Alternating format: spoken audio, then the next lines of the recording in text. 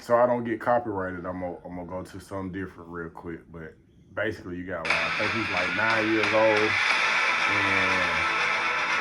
and this dude is doing shows. Yeah, so this is the harsh thing. I mean, when it comes to kids this age, there is a grown person putting together this.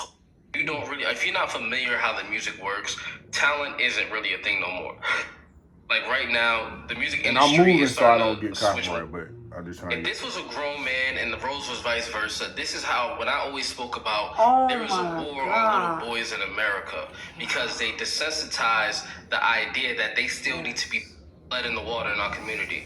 This is the person who's probably behind him. It could be his dad, it could be his uncle, but who's giving the kid the confidence and the direct viral. But this is So I'm gonna stop it right there because I don't want to get copyrighted. But what you have is a kid that's about 9 to 10 years old, and this dude, the video that got me kicked off YouTube for a week is he is doing a concert that he's doing a club that he get paid to do.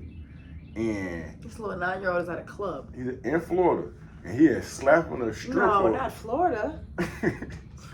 He's slapping a stripper on the butt, and then he clear out the way, and then he go jump out into the crowd. Now I posted. My man blurred it out. Shouts out to that brother. Like I say, I don't want him to think that his name of his page. If you want to see that video, you can go to Think a Meal Dre. I'm gonna subscribe right now. Look.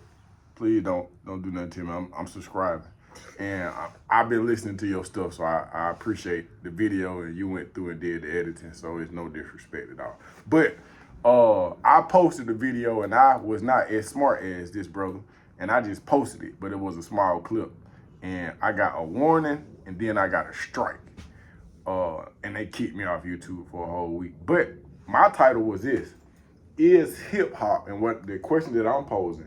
Is hip-hop or rap music killing us? Yes. Oh, absolutely. Yes. Go with you first. Look at the shit. It was bad. It got bad as we was coming up when NWA hit. Mm-hmm. Because I'll be honest with you, most of the stuff they were rapping about, I was like, what the hell are they talking about? You know what I'm saying? But it opened up a lot of people's eyes to stuff. Yeah. Now, what I was saying was it all bad because they did point out a lot of stuff that people didn't know. Mm-hmm. But man, it just got bad quick. It's sexualized women, especially black women. You don't see no white girls in that shit. Yeah. Sexualized black women.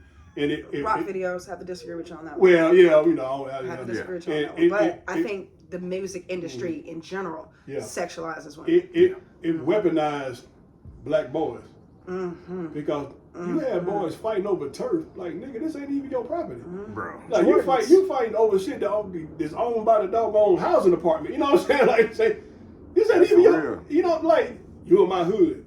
If your mama's on Section 8. But you know what? Now that you say that, like when NWA came into play, when the NWA came, 90, it was like late early 80s. Late 80s. Okay.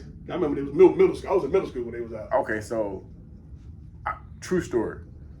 I got fascinated with the way that they was moving, and then it was another movie, and I got a video where I talk about this. The movie Colors. When the movie Colors came out, I thought Colors was the coolest shit ever. Cause at one point in time in the movie Colors, you had the Crips and the Bloods was on either side of the holding tank. And they had all their colors on. They were throwing the gang side, bro. This shit had me so brainwashed and so weirded out. But mind you, I'm from Atlanta, Georgia. Gangs weren't really hitting like that in Atlanta. And that sound crazy because Atlanta right now is like, but so this is how my interaction with gangs went. So this real Crip came from California. I ain't gonna say he a Crip, I'm gonna say this real gang member came from California. And this nigga was California out. I'm talking about Jerry Curl, the Dickie suit, Chuck Taylor. I'm talking about, and he was like a magnet because the women was attracted to him because he was different. And the dudes was like, they was trying to be cool with him because he was different. He just moved different. And he looked like the dudes off TV. Period. Off of TV. And then I was like, this is the guy can talk, homie. Oh, very articulate. You can understand. Cuss. So lo and behold, he was like, okay, so now around about this time, I had not had any initiation into no game, but I knew some people, so they taught me how to do this handshake. I ain't gonna even say what affiliation it was, because I don't want no trouble. Mind you, that was 40 years ago, but I still don't want no trouble. So, dude taught me how to do the handshake. So, whenever I would see one of them, I would do it. And then, when this dude came on the scene, he was just like, even to they didn't ask me if I was a real citizen or a fake. He was like, listen, all that right there that y'all got going on is no longer in existence. This is the real thing right here. And if you affiliated with that, you're going to get into this right here. And that's how that went. So I'm at Cross Keys. I'm like, cool. So we go and we have a real initiation. I don't understand what I'm getting into, but it really get different. So when I say it get different, so we go in there. What happens, happens. I'm advised that we're going to have a meeting. So when we go to the meeting, I'm advised. I was like, okay, well, I got basketball practice. Like, I don't know what's going on. So I was like, I ain't going to be able to make this, you little meeting. But send me the minutes, though. Yeah. Now, keep in mind, in the background at Cross Keys, we have two people that have actually been killed for their real affiliation with what's going on with these entities. One of them was a quarterback who really got killed by these people. I didn't know at the time. So they tried to get me to go to a meeting, and I was like, okay, I'll go. I went to the meeting, and the dude was like, okay, so all y'all responsible for bringing 2 firearms back over here. I was just like, shit, he must ain't seen my outfit. Like, I was like, like, if I had 2 guns, nigga, shit, I'd be good to go. What you talking about? So then they was just like, and you can't wear that shirt no more. So, you know, I'm a polo baby now, but at the time, I only had 1 polo shirt, and it was red. And I was like, well, to myself, I'm like, well, I don't know if I could be a part of y'all game, though. Because it's all the polo shirt I got. So I just don't see it working out. I just don't. It's just like, look, this is conflicting with my schedule. Like, and bro, I just seen the movie. I'm listening to the music, and I could have got myself killed. Now, they kicked me out of the game, but the same way I got into the game is the same way they wanted me to leave. So I got my ass beat. I got beat up. And this is sad. This is the funny part. Well, all of it's kind of funny now that they let me live, but I had a fake gold tooth. And when the same people who put me in, when they beat me, I'm talking about beat me up, the first thing I could think of, I was like, where's my gold tooth? Where is it? I cannot find it. So they was like, you all right? The whole time. I'm like looking on the ground. I don't see, because I had a chipped tooth right there where the gold tooth was at. So I'm saying all that to say this is that because I had went to see Colors, because I'm listening to, there was a rapper called Cam. There was a rapper. Look. I wanted to be a gang member, but I also wanted to be a Muslim. Swear to God, this is just how I was influenced by music, bro. By music. So this is the thing. And around about the same time that I had my kick in and my kick out with the game, I was making my stepdad take me to the mosque by the West End. I went and bought a purple bow tie. Because mind you, that Colors came out, then Malcolm X came out too. So I'm saying all of this to show you how influenced an individual with no true guidance could be connected to. So when you say it's just art, or that's not what we meant, or these not real gangsters, bro, I could have lost my life paying attention to what the fuck these people had going on. One day for my birthday, my mama, listen, I was an NWA fan. Yeah. One day for my birthday, mama got me, I had got a LA Raiders hat, LA Raiders starter coat. I had a homeboy. He in prison right now. He got this for that long. He got the same thing. Yeah. Dude, when I tell you, we was walking on Camilton Road. Oh yeah, that is not the right. What year is this? This was by, I'm gonna say like 93. Oh yeah. So we walking on Camilton. Star Jackie got no place on. We walking on Camilton Road. It wasn't even though we didn't get robbed for. Okay. The police rolled up on us. I thought y'all was Yeah. Oh, it was a carjacking down the street. They had on LA Raiders shit. Dude, when I tell you they in the rain, they laid us down. Threw us in the back of the car. And I'm like, the fuck is going on here? We fit the description. I'm like, damn, there's a light skinned nigga right here, carjack. You know what I'm saying? I'm like, but y'all had on what they had on. And so it was like, we had people to tell us, nah, we were just at the mall. We used to walk the Greenbrier Mall. Yep, that was the thing. Yeah, we used to walk the Greenbrier Mall. And so they let me out the car.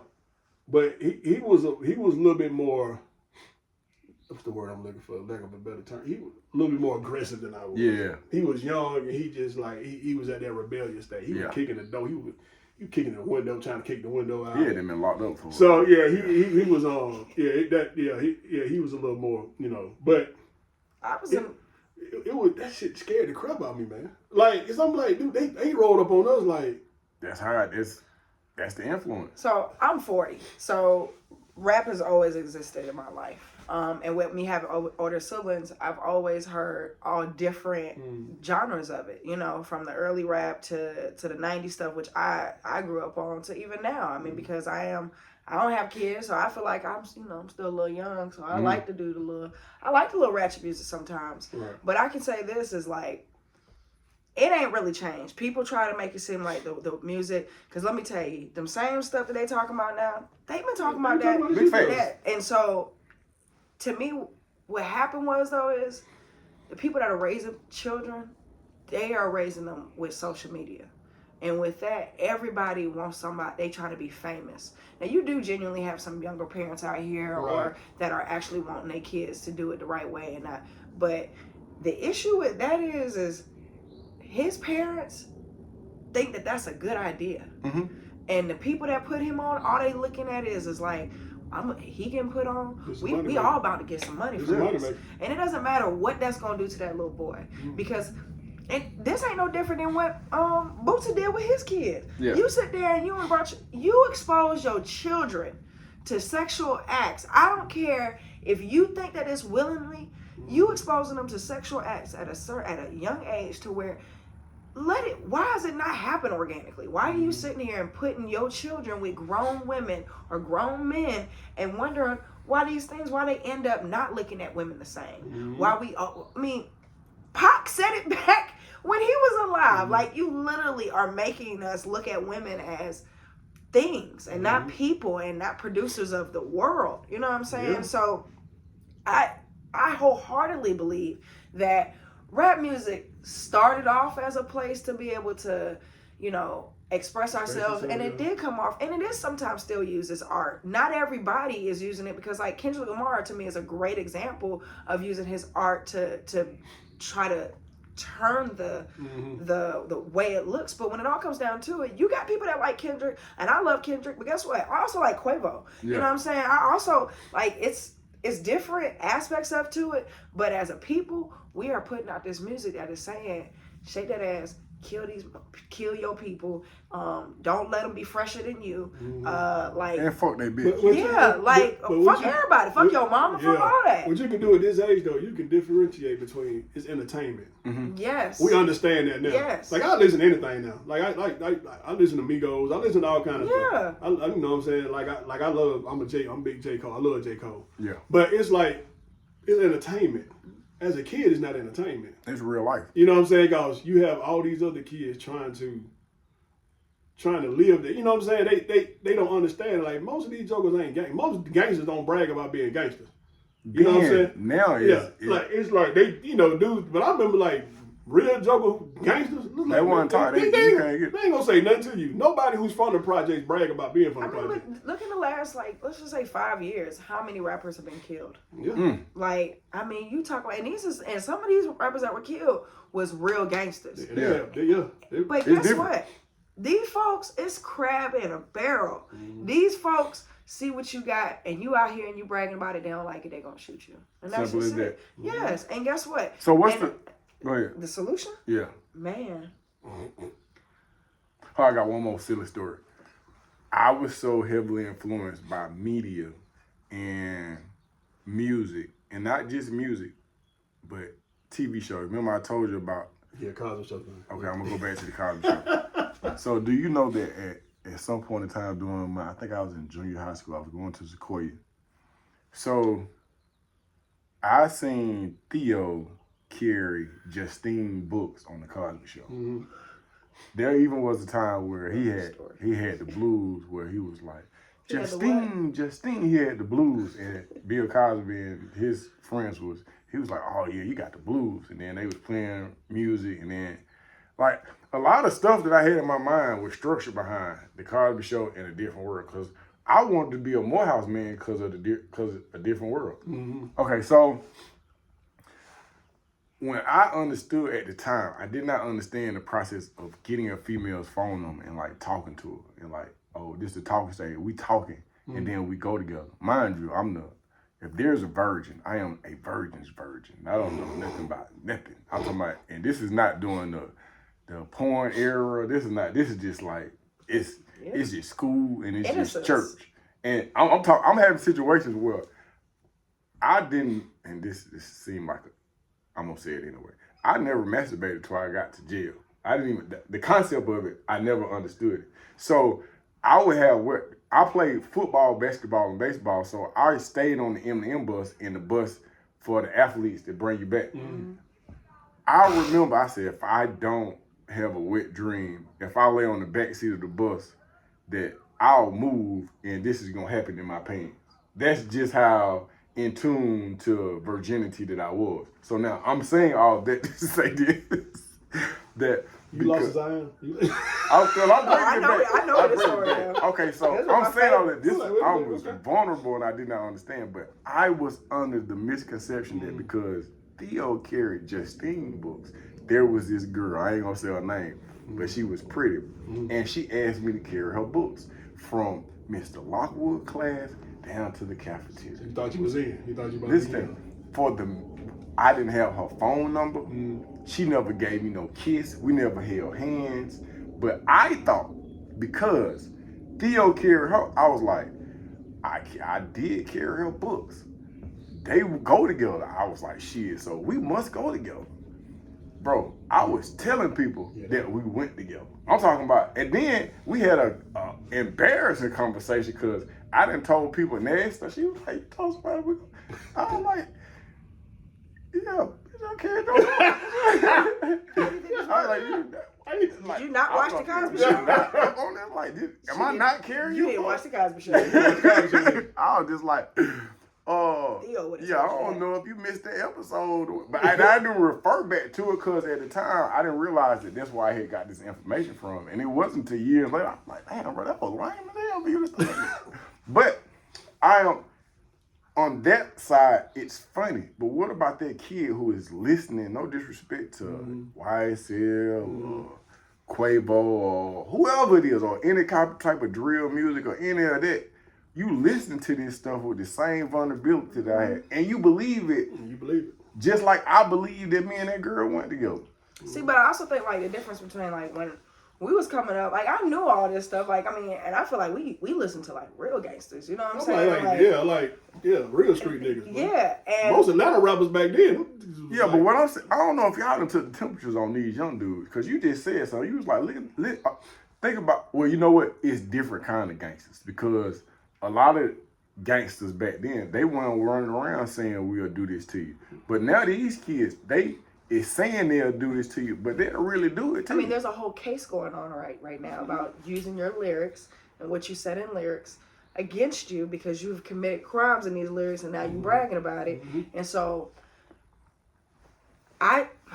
you said what can be done. I don't know if anything, because social media and the access that you have, like the children that are being born now and the children that's been born in the last 15 years, like this is a staple. It's like they don't know life without it. See, I remember when everything wasn't at my hands and I couldn't record everything and it wasn't all right here. You had to go outside. I had to go outside. I had to go talk to people. I had to talk to my parents. My parents actually had to, raised me. I hate to say it like that because I don't have children. I don't know what it's like to want to have that quiet time, and because I know it's so easily to put that tablet in front of them, and so I can't speak on that.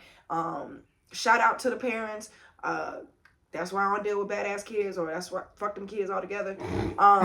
But I think that it starts with that. It starts with having your kids so much access to those things. I don't think there's nothing wrong with your child being 8 years old and all they know is Peppa the Pig and singing the you don't know about Bruno and all that. Like, I don't think there's nothing wrong with them instead of having to know Cardi B's lyrics or Quavo's lyrics. Like, I don't, why, the kid, why do you have to play that music with your kid? When your kid in the car, like. The first kids you mentioned don't fit in no more. Like, the wholesome kids that grow up, you know what I'm saying? Yeah. Listen, they don't fit in anymore. And I don't care what anybody tell you, man. Kids want to fit in no matter where they are. They don't like to be isolated. Right. And so it's like those kids don't. And if you can't homeschool them, a lot of times homeschooling them is worse nowadays because they actually put them out in public situations. Kids don't know how to act. Yep. You know what I'm saying? It's like in social media, man. It's like, do I be listening to social media now? And like somebody, but I'll tell you, podcast equipment way too cheap, man. Yeah. Because I'm like, they be putting some bullshit out. Yeah. You know what I'm saying? It's like, I be hearing people talk about marriage, and I'm like, the fuck are you talking about? You know, it's so funny. Me and Nina had a conversation last night because we was watching this TV show, and the lady was talking about her brothers getting married. And the lady was like, you know, marriage is hard. And I like paused it, and I like looked over at her, and I was like, do you think marriage is hard? And she was like, yeah. And I was like, what about it is hard, though? Yeah. Like, and I say that because, like, not my marriage ain't hard. I can't speak for everybody, but my marriage ain't hard because I genuinely like who I'm married to. And I think that that's what ends up happening is like, and I have my own likes and I have my own things that I like to do and that don't involve her. And I think that just like with anything in life, you kind of got to be able to look at things and be able to say like, okay, so that shit may work for y'all, but that's not going to work for us. Or that may work for you, but that's not going to work for me.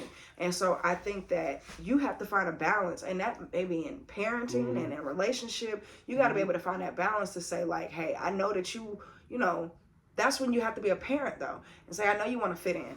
But what we finna do is, and you can fit in. We're going to have you fit in with, let's go play baseball. Let's go play football. Let's go fit in on an athletic. We don't have to fit in because you don't know what it's like to not eat home. You know, there's plenty of kids that I know that I teach at I coach at Towers, and I had a particular young lady on my team that she came from St. Pius High School. You want to talk about a culture shock? I seen this little girl come in. She's graduating this year, and last year was her first year with us. The culture shock that I seen this little girl go through in 11th grade was crazy. And I used to have to drop her off sometimes because her parents, for some odd reason, and the house that she stayed in, let me tell you, compared to the other kids that I dropped off in, two totally different worlds. Yeah. But guess what? It all was the focal point. Her parents ain't come to the games just like my other kids' parents didn't come to the games. Wow. And I don't care who you are or how you're being raised. If you don't have that influence on your child, if you're not there for your child, other things will influence your children. And I think that's the difference in how you said you could talk to a girl and you could be able to tell that she ain't got no daddy. So you're like, you know what, I'm going to play off of that. And that's what the world does. The world plays off of things that you haven't been exposed to. So let me expose you to the way I see it. And now I got you. And that's what all these kids is. They just want to be accepted. They want to belong to something. And so the first thing that they see is this rapper on TV, and they like, you know, I can go buy them same clothes. I can go listen to and now I can vibe with somebody off of that. But you're not realizing I could vibe off baseball. In 20 years, we could talk about that and it'd be something positive. Something positive. Ain't nothing. I'm not trying to be funny, but like, unless you're talking about going to a concert and vibing off of that, like we vibing off of, you know, slapping ass and let me see what you got. Like we can't talk about it in 20 years. You know what I learned about watching your prison videos? What was that? A whole bunch of niggas in prison don't need to be there. You know what I'm saying? It's like, but you be surprised, like the whole fitting in thing. Like you gotta, most of the dudes I knew who I grew up with, like in my school, they joined gangs, a lot of them, because people were just fucking with them all the time. And so I'd rather do this, let me join them. Hey, you want to be a part of something. Right, you know what I'm saying? And like people stop messing with me. And so whatever I need to do to stay in this and get people to stop messing with me, I'm gonna do. Because I'm saying like with the dude licking the shoes, and I'm like, bro, you don't need to be in prison, bro. I don't know what you did to get there. But it's like obviously you don't need to be there. In the 6th grade, when both my parents were incarcerated, I had to go stay with somebody, stay with Grim and Diane. Sequoia is Cross Keys, Sequoia, Autumn. They're a majority Hispanic schools, right. And we just like, and when I say majority, I mean it's like 40% Hispanic. And so, and growing up on Beaufort Highway, I grew up with all kind of Hispanic folks. And let me tell you something. In the 6th grade, I wanted to be Hispanic. I wanted to join. I think we all went through that the stage. La Raza Because you get a plaid shirt and just button up the top one. And let me tell you, you've been around Hispanics long enough. You don't want a burrito. I don't know if my homeboy remember this. Shout out to Reggie. I don't know if he remember this, but I went to him and I was like, I want to be a part of the Hispanic gang, and he was like, "You're not Hispanic though." Yes. So like that's the first thing. Don't play about that. And then what he said was, like. I've been knowing them since I was in kindergarten. We grew up together and everything. The terraces. He was like, I always got you, but you not Hispanic. And I remember being so disappointed.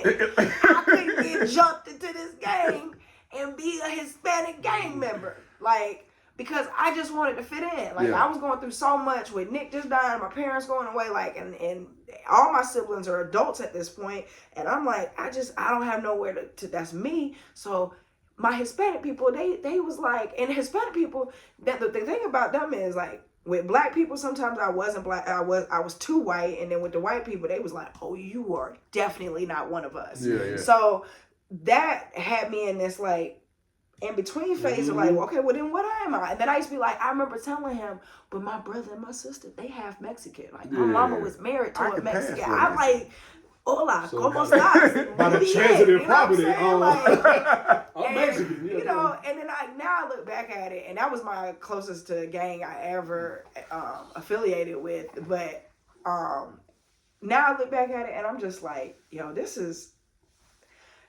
just wanting to fit in will cause you so much shit, and if you don't have the right influence around you, it can be detrimental. Yeah. Last night, me and Summer, we watched 3 movies. The first one was, one of them was Roll Bounce with Bow Wow. That was a good one. It was a good one. One of them was Drumline. Okay. With Nick Cannon. King Solomon, all them damn kids. Yeah, and then the third one was Antoine Fisher. So as I'm looking at the videos, we're looking at the movies. One thing I noticed in all those movies that I decided to watch with my dark-skinned daughters, all the leading women were light-skinned. I was just like, damn, I said, this is what we put, because now I'm more conscious, but I'm just like, I say, okay, so don't focus in on that part.